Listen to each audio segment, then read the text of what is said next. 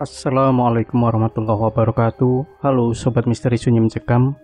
Mudah-mudahan Anda masih tetap setia bersama kami, channel yang setiap hari selalu menyuguhkan cerita-cerita misteri yang menarik. Dan untuk kali ini kami sudah menyiapkan sebuah kisah nyata misteri yang berjudul Ternyata Perbuatan Si Nenek Jahat. Jam menunjukkan pukul 23.00. Sudah hampir 1 jam aku menunggu bis antar kota yang akan membawaku ke sebuah kota di selatan Jawa Tengah. Tempat sahabatku si Budi, teman baikku di tempat aku bekerja. Pokoknya kamu harus cepat-cepat kesini, Yud. Cuma kamu yang aku harapkan bisa membantuku. Aku nggak tahu lagi harus minta tolong sama siapa. Teringat ucapan Budi dari percakapan telepon kami beberapa hari yang lalu. Aku pun menyanggupi permintaannya. Lagi pula dia adalah teman karibku semenjak pertama aku bekerja sampai sekarang. Tak mungkin aku menolak permintaannya. Apalagi ada nada khawatir dari ucapannya itu. Dari kejauhan terdengar suara bis mendekat. Akhirnya datang juga, ucapku dalam hati. Aku naik dan duduk persis di belakang supir. Tak lama aku langsung terlelap karena rasa kantuk yang sudah menyerang dari tadi. Aku sampai di tempat tujuan. Jam tanganku menunjukkan pukul 12 siang. Langsung bergegas mencari warung makan untuk mengisi perutku yang sudah terasa perih dari tadi. Tak lama kemudian HP-ku berdering. Halo Yud, udah sampai mana? Apa mau aku jemput aja? Terdengar suara Budi di speaker HP-ku. Ada nada gembira di dalam suaranya. Sepertinya sangat senang dengan kedatanganku. Gak usah Bud, lagian udah deket kok. Aku memang sudah beberapa kali diajak Budi ke kampungnya. Karena setiap libur akhir tahun, aku nggak tahu harus pergi kemana. Jadi dia beberapa kali mengajakku ke sini. Aku melanjutkan langkahku, menyusuri jalan kampung yang becek. Sepertinya habis hujan di sini. Desa ini nggak terlalu banyak berubah. Suasana yang asri, sejuk, dihiasi pepohonan hijau dan persawahan yang tertata rapi. Assalamualaikum, ucapku sambil mengetuk pintu sebuah rumah. Waalaikumsalam, jawab orang di dalam rumah. Pintu terbuka. Alhamdulillah, kamu sampai juga Yud. Pak, ini loh, Yuda sudah sampai, teriak Budi memanggil bapaknya. Wah, Nak Yuda, apa kabar? Bagaimana perjalanannya? Tanya bapaknya Budi sambil senyum. Baik Pak, alhamdulillah lancar, jawabku. Ayo diminum dulu, ujar Budi yang datang membawa teh manis hangat dan cemilan dari dalam dapur. Kami berbincang sebentar sambil aku menikmati suguhan yang ada di meja. Tiba-tiba, bruh, suara benda keras dari dalam kamar yang ada di ujung ruang tamu. Kami bertiga saling pandang dan bergegas menuju asal suara. Pintu kamar dibuka, langsung tercium aroma tak mengenakan. Bau pesing, makanan busuk dan amis bercampur jadi satu dari dalam ruang yang pengap tanpa cahaya.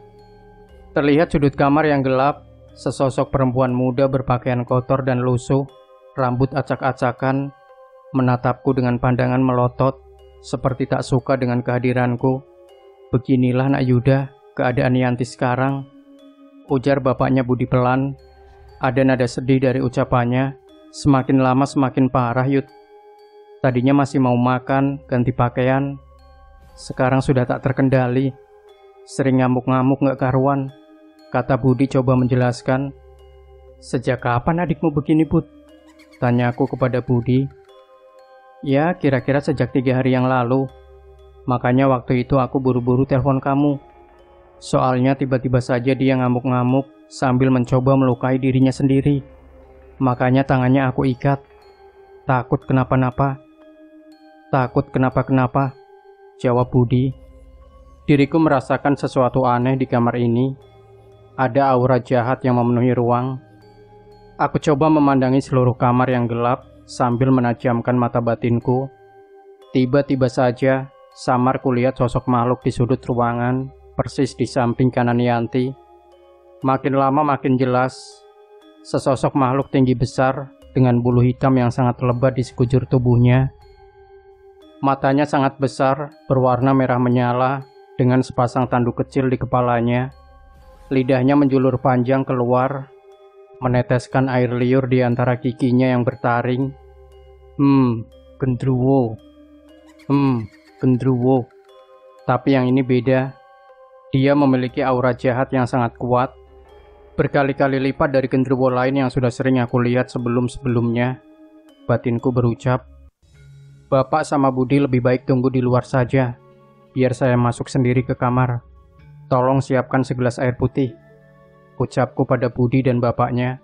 Budi membawakan apa yang kuminta. "Tutup pintu kamar, jangan masuk sebelum aku suruh," pintaku kepada mereka. Aku menatap tajam ke arah makhluk itu. Pintu kamar kututup. Tak lama kemudian kurasakan kehadiran makhluk lain. Ternyata genderuwo itu tak sendiri. Tiba-tiba muncul seekor ular hitam. Melingkar dekat meja samping tempat tidur. Pantas saja dari tadi kucium ada aroma amis khas ular. Ternyata ini dia sumbernya. Kubacakan ayat suci Al-Quran, lalu kutiupkan ke dalam gelas air putih. Tak lama langsung kusemburkan ke arah Yanti. Yanti menjerit keras. Genderuwo itu langsung mencoba menyerangku, tapi aku sudah siap dari tadi. Sambil terus melafalkan ayat suci dalam hati, aku menghindar sambil menghantamkan tangan kiriku ke arah genderuwo itu. Tapi ternyata pukulanku tak mampu menyentuhnya. Makhluk itu menyeringai, sambil menjulurkan kedua tangan berbulunya. Kuku-kukunya yang tajam mencoba mencengkram leherku. Aku tak tinggal diam, kuhantamkan tangan kananku yang tadi sudah kuisi dengan mantra ilmu pemusnah. Makhluk itu menjerit. Serangannya makin ganas. Kuhantamkan sekali lagi tangan kananku. Makhluk itu terpental ke dinding dan tiba-tiba menghilang. Sekarang ular itu, aku bersiap-siap untuk mengusir ular jadi-jadian itu. Tapi belum apa-apa, ular itu sudah menjauhiku dan lenyap tak berbekas. Rupanya ular itu paham dia sedang berhadapan dengan siapa, ucapku dalam hati. Akhirnya ku lanjutkan konsentrasi kepada Yanti. Ku semburkan kembali air putih ke tubuhnya, kaki, tangan, dan kepalanya. Yanti menjerit keras meronta-ronta. Perlahan ada asap hitam tipis keluar dari atas kepalanya, lalu Yanti terkulai lemas. Ku dekati Yanti yang pingsan, ku buka ikatan kain di tangannya, lalu kuusapkan sisa air putih ke sekujur tubuhnya. Alhamdulillah, selesai, ujarku dalam hati. Kupanggil Budi dan bapaknya masuk ke dalam kamar. Mereka terkejut melihat Yanti yang pingsan. Tak apa-apa, sudah aman. Nanti kalau sudah siuman, cepat mandikan dia dan beri makan. Insya Allah Yanti sudah tak bakal ngamuk lagi, ucapku pada Budi dan ayahnya. Malam itu udara mulai terasa dingin. Aku selesai mandi, langsung sholat Isya. Lanjut berkumpul dengan Budi dan bapaknya di ruang tamu. Sebenarnya Yanti kenapa nak Yuda? Bapak Budi bertanya padaku. Budi juga serius menunggu jawaban dariku. Maaf sebelumnya saya mau tanya, apa Yanti pernah cerita kalau dia punya musuh atau siapapun yang tidak suka padanya? Tanya aku pada bapak dan anak itu. Setahu saya sih tidak ya. Malah Yanti itu termasuk anak yang ramah, periang. Banyak sekali temannya, baik yang perempuan maupun laki-laki, ujar bapaknya Budi. Terutama yang laki-laki, Yud. Soalnya kan adikku ini termasuk yang paling cantik di kampung ini. Ya wajar kalau banyak pemuda yang coba cari perhatian sama dia. Budi menambahkan, memangnya kenapa? Kok kamu nanya begitu? Sambung Budi penasaran. Jadi begini, ucapku perlahan. Tadi di kamar ada beberapa makhluk yang mengganggu dia selama ini. Menurutku, mereka itu kiriman dari seseorang. Budi dan bapaknya terperanjat kaget. Wajah mereka seperti orang bingung sambil berpandangan satu sama lain. Serius, Yud? Jangan bercanda kamu. Budi masih tak percaya. Iya, tadi di kamar ada genderuwo dan ular hitam. Menurut batinku, mereka adalah makhluk suruhan yang sengaja dikirim untuk mengganggu adikmu. Aku coba menjelaskan. Budi dan bapaknya masih saling berpandangan, seolah masih tak percaya dengan apa yang barusan aku katakan. Lalu bagaimana? Apa Yanti sudah aman? Makhluk-makhluk tadi apakah sudah benar-benar hilang atau bakal kembali lagi? Tanya bapaknya Budi bertubi-tubi kepadaku. Yanti baik-baik saja, Pak. Untuk malam ini dan seterusnya, dia jangan tidur di kamar itu dulu. Biar aman, sebaiknya dia dipindah saja. Pinta aku pada bapaknya Budi. Soalnya malam ini saya mau tirakat di kamar itu. Pokoknya biar masalah ini cepat selesai. Sambungku lagi. Baiklah Nak Yuda, biar Yanti tidur di kamar bapak saja di depan sini. Nanti bapak bisa tidur di ruang tamu atau di kamar Budi. Jawab bapaknya Budi. Iya Yud, tapi memang kamu mau apa di kamar Yanti? Apa nggak sebaiknya malam ini kamu istirahat? Soalnya dari tadi siang sampai barusan, kamu langsung sibuk begitu. Apa kamu nggak capek? Tanya si Budi kepadaku. Ah, nggak apa Bud, malah aku makin semangat campur penasaran. Soalnya Yanti sudah aku anggap adik sendiri. Aku nggak rela ada orang berbuat sejahat itu kepadanya. Aku coba menjelaskan pada Budi. Ya sudah kalau itu mau kamu. Kira-kira ada yang bisa aku bantu? Aku nggak enak, cuma kamu saja yang sibuk dari tadi, ujar Budi. Nggak usah Bud, biar aku saja. Aku cuma minta sama kamu dan bapak, jangan lengah awasi Yanti. Memang dia tadi sudah kupagari dengan mantra pelindung, tapi buat jaga-jaga, sebaiknya jangan sampai lengah. Pintaku pada keduanya. Siap Yud, kamu nggak usah khawatir, biar Yanti aku yang jaga. Kamu konsentrasi saja sama apapun yang akan kamu lakukan nanti. Kalau perlu apa-apa, jangan sungkan minta sama aku. Jawab Budi penuh semangat. Tepat pukul 11 malam, Budi terlihat duduk bersandar di bangku ruang tamu. Sebatang rokok perlahan dihisapnya, sambil matanya tetap mengawasi ke arah kamar bapaknya, di mana Yanti tidur sekarang. Sesekali matanya melirik ke arah kamar Yanti, di mana sedari tadi Yuda ada di dalam situ. Dirinya bertanya-tanya, apa yang dilakukan sahabatnya itu di dalam sana. Suasananya terasa sunyi. Perlahan pikirannya kembali pada saat pertama kali dia dan Yuda bertemu di pabrik tempat mereka bekerja.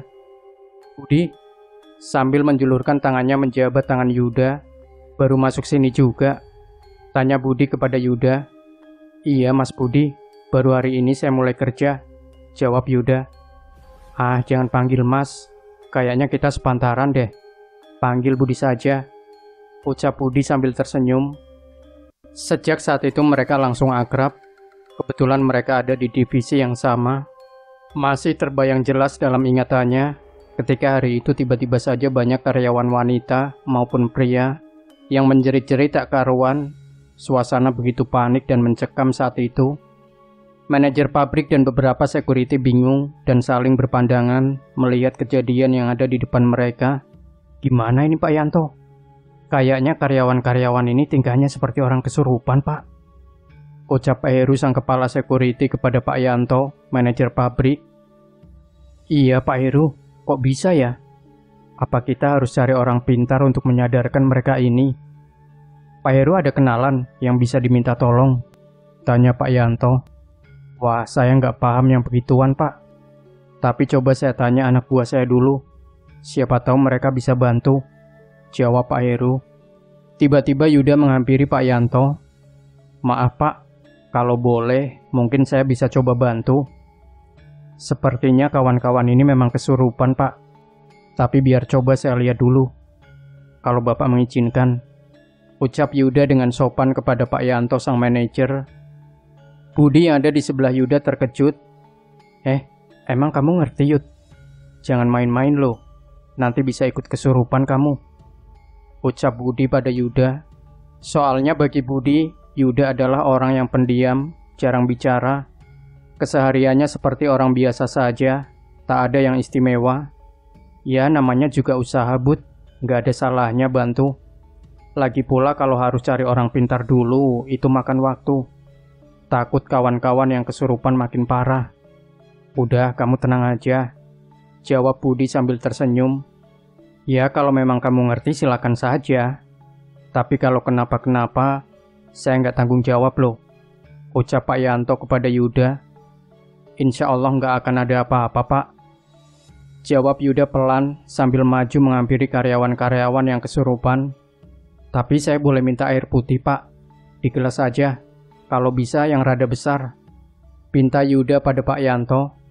Pak Yanto menyuruh seorang security untuk mengambil apa yang Yuda minta. Perlahan Yuda melangkah mendekati orang-orang yang kesurupan sambil membawa segelas besar air putih di tangan kanannya. Mulutnya tampak komat-kamit membacakan sesuatu, lalu meniupkan ke dalam gelas. Lalu secara terus-menerus, Yuda menyemburkan air putih yang ada di gelas satu persatu kepada orang yang kesurupan. Ajaib, orang yang disembur satu persatu langsung terkulai lemas. Sampai pada satu orang karyawan, satu-satunya yang disembur, tapi malah tertawa terbahak-bahak. Orang itu malah melotot ke arah Yuda sambil mengucapkan sesuatu yang tidak jelas. Yuda terlihat tenang sambil mengarahkan tangannya memegang kepala orang itu.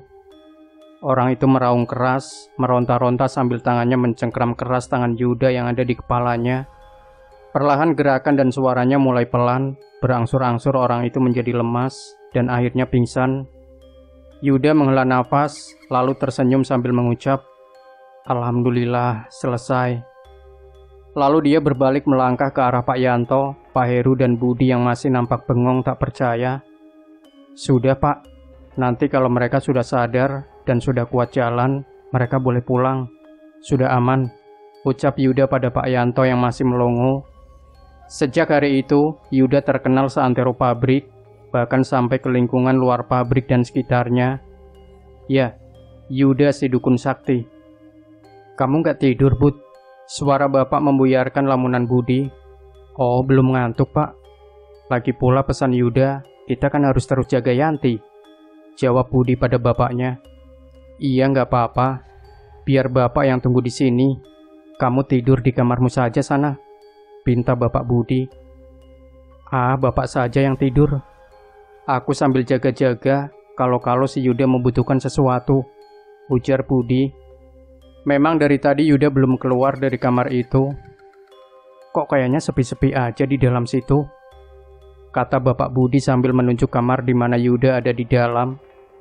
"Iya Pak, dia belum keluar dari tadi. Bilangnya sih mau tirakat.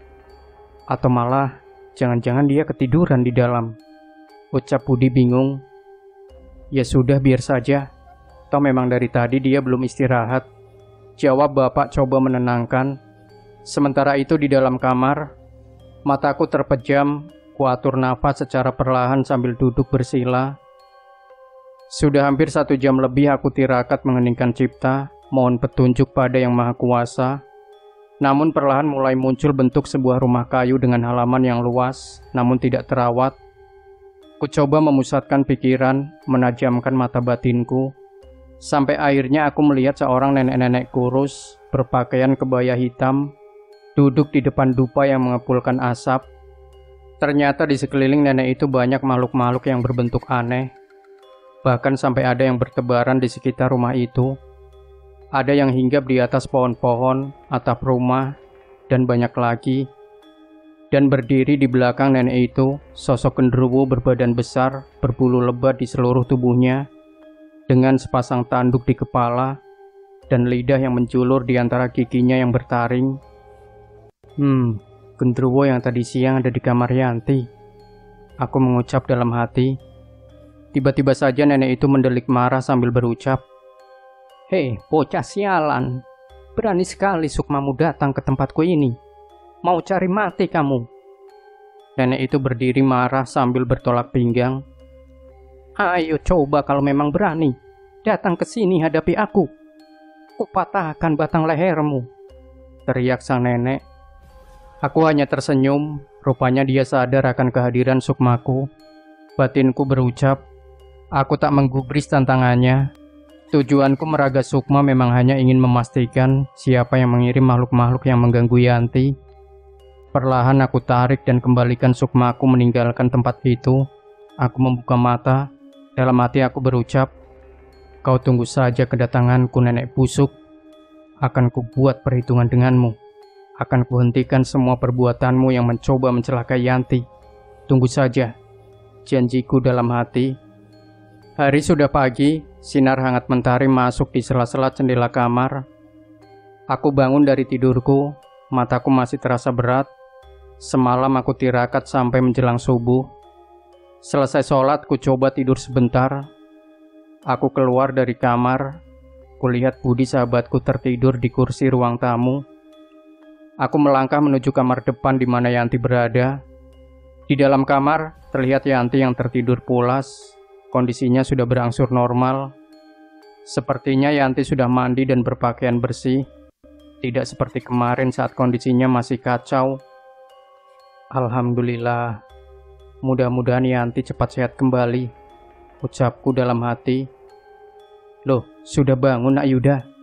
Suara Bapak Budi mengagetkanku. Iya Pak, baru saja. Ini habis lihat kondisi Yanti. Sepertinya dia sudah mulai normal, jawabku perlahan. Iya Nak, barusan dia panggil-panggil Bapak dari dalam kamar. Bapak tadi tidur di ruang tamu sama Budi. Bapak mau kasih tahu kamu, tapi tadi Bapak intip, Nak Yuda sedang tidur pulas. Nampak lelah sekali. Bapak Budi menjelaskan, Yanti sudah sadar Nak Yuda, malah terus langsung mandi, lalu minta makan. Bapak senang banget dia bisa kembali seperti itu, ucap Bapak Budi dengan nada bahagia. Terus, rencana Nak Yuda selanjutnya apa? Tanya Bapak Budi penasaran. Sebenarnya ada beberapa hal yang harus saya lakukan agar kedepannya semua bisa kembali hidup tenang tanpa gangguan lagi. Aku coba menjelaskan pada Bapak Budi. Bapak Budi mengangguk-angguk lalu berkata, saya percayakan semuanya pada Nak Yuda saja. Semoga kita semua selalu dilindungi Allah Subhanahu wa Ta'ala. Pagi itu kami bertiga sarapan bersama. Budi yang tampak sangat gembira mengetahui adiknya sudah kembali normal. Sambil aku menjelaskan bahwa hari ini aku akan pergi ke tempat nenek iblis itu. Budi nampak semangat. Dia memaksa untuk ikut. Pokoknya aku ikut Yud.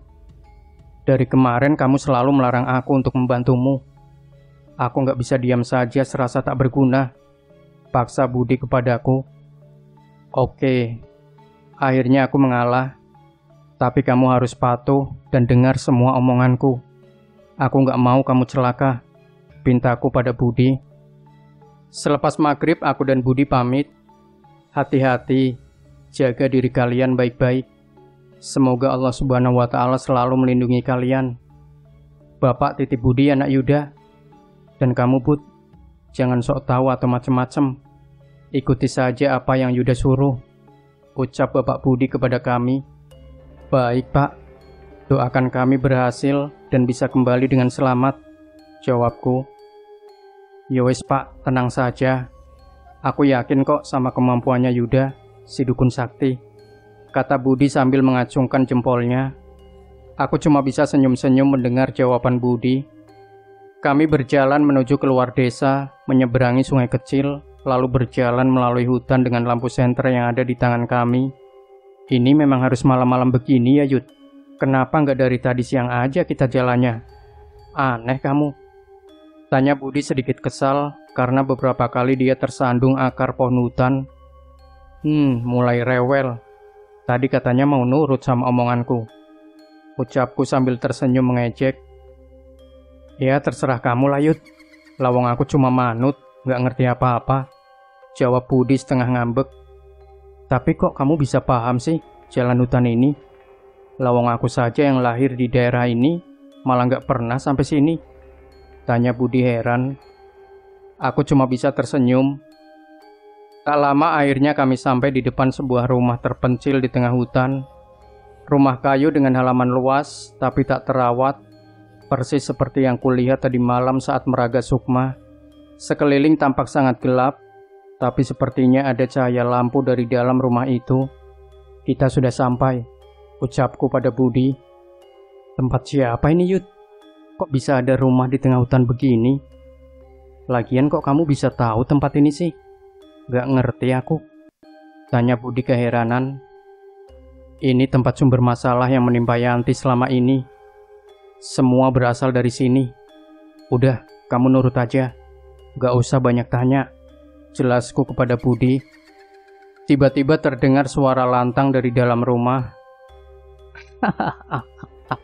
Bocah-bocah monyet sok jago. Kalian cuma nganter nyawa ke sini. Budi ketakutan mendengar suara itu. Siapa itu Yud? Kok dia bisa tahu ada kita di sini?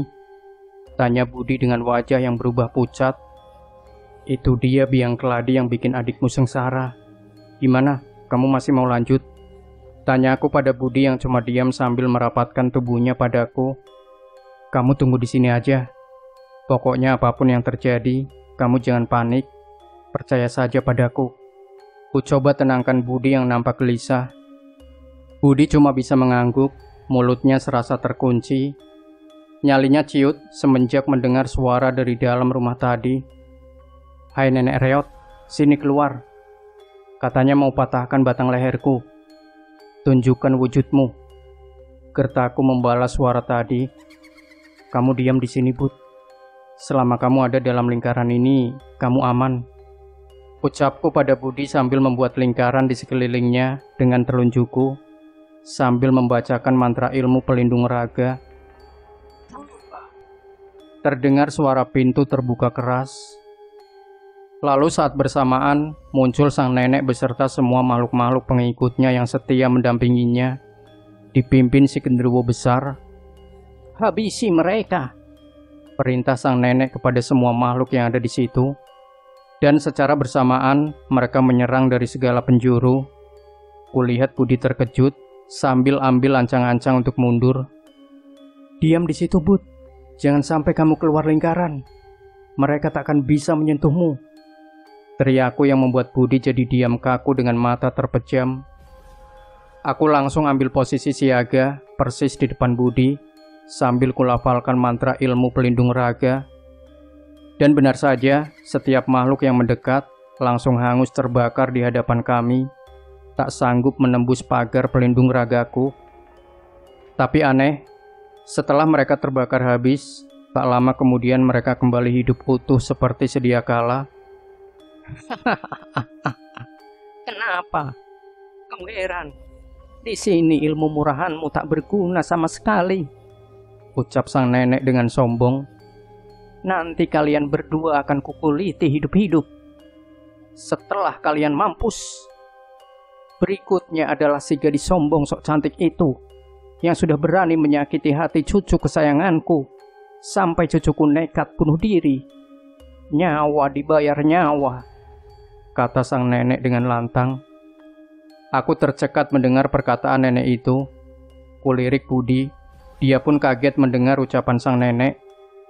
Ternyata semua ini hanyalah aksi balas dendam. Tapi dari yang pernah Budi ceritakan, dia dan ayahnya memang tidak tahu menau urusan Asmara Yanti selama ini. Tubuhku makin terasa lemas, tenagaku mulai terkuras membentengi diri dari serbuan makhluk-makhluk yang tidak bisa musnah itu. Aku harus menyerang balik mereka. Kalau begini caranya, lama-lama bisa mati konyol, ucapku dalam hati. Ku ambil tasbihku dari dalam saku, ku genggam erat sambil menyalurkan ilmu pemusnah. Aku melompat maju, lalu bertubi-tubi menyabetkan tasbihku kepada setiap makhluk yang mendekat. Beberapa dari mereka langsung hancur terkena sabetan tasbihku. Berhasil, ucapku dalam hati. Gerakanku hanya terbatas di sekeliling Budi saja. Aku khawatir kalau ada makhluk yang mampu menembus benteng pelindung raga di sekitar Budi. Tenagaku mulai habis, keringat membasahi sekujur tubuhku. Lalu kulihat nenek itu melompat maju. Ilmu murahan macam begitu kau tunjukkan padaku.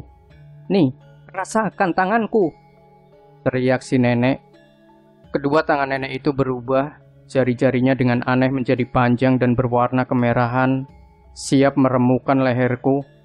Aku menunduk sambil berguling. Tapi posisiku yang tetap harus melindungi Budi membuat gerakanku tertahan.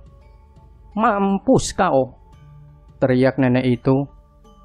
Sejengkal lagi, jari-jarinya yang panjang sampai ke leherku. Aku sabetkan tasbihku tepat di ujung jari-jarinya. Ah! Si nenek terkejut, tak menduga kalau aku akan melakukan itu. Ujung jari telunjuk kanannya seperti hangus kehitaman terkena sabetan tasbihku. Nenek itu menjerit kesakitan. Nenek itu coba mengarahkan jari-jari panjang tangan kirinya ke arah mataku, seperti siap mencongkel kedua mataku dengan kukunya. Aku tak tinggal diam. Kembali kusabetkan tasbihku dan mengenai telapak tangannya.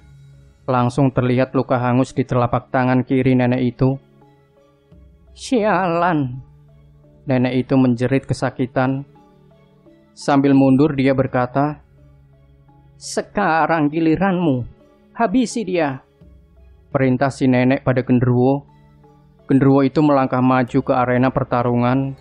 Tiba-tiba dia mengaum keras.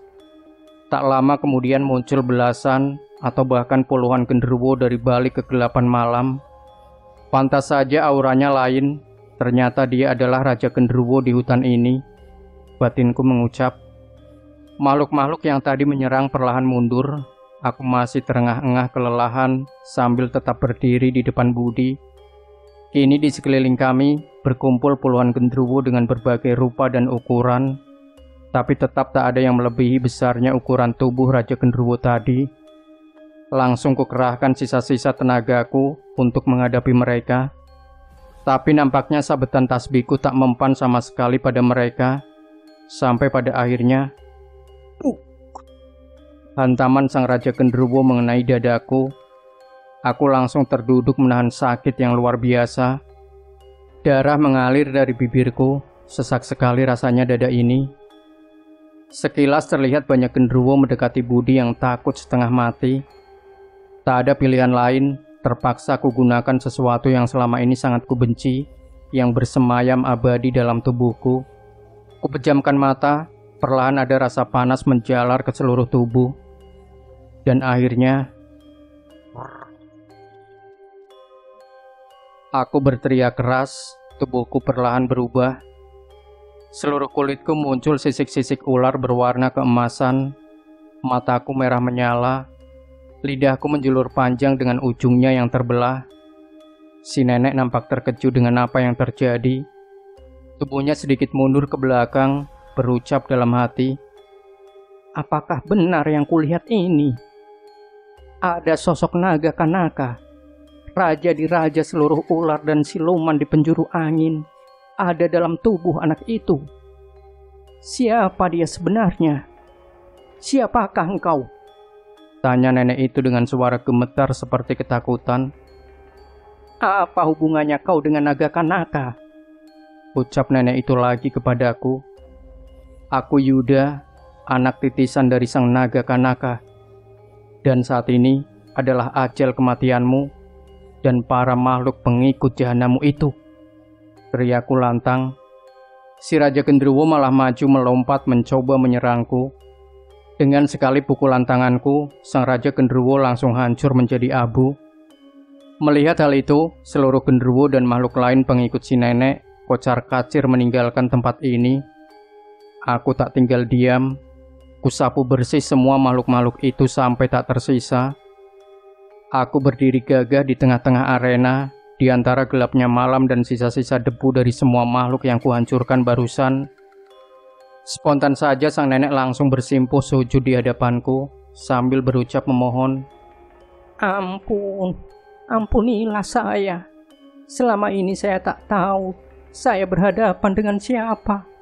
Ampun." "Tak ada ampun bagimu.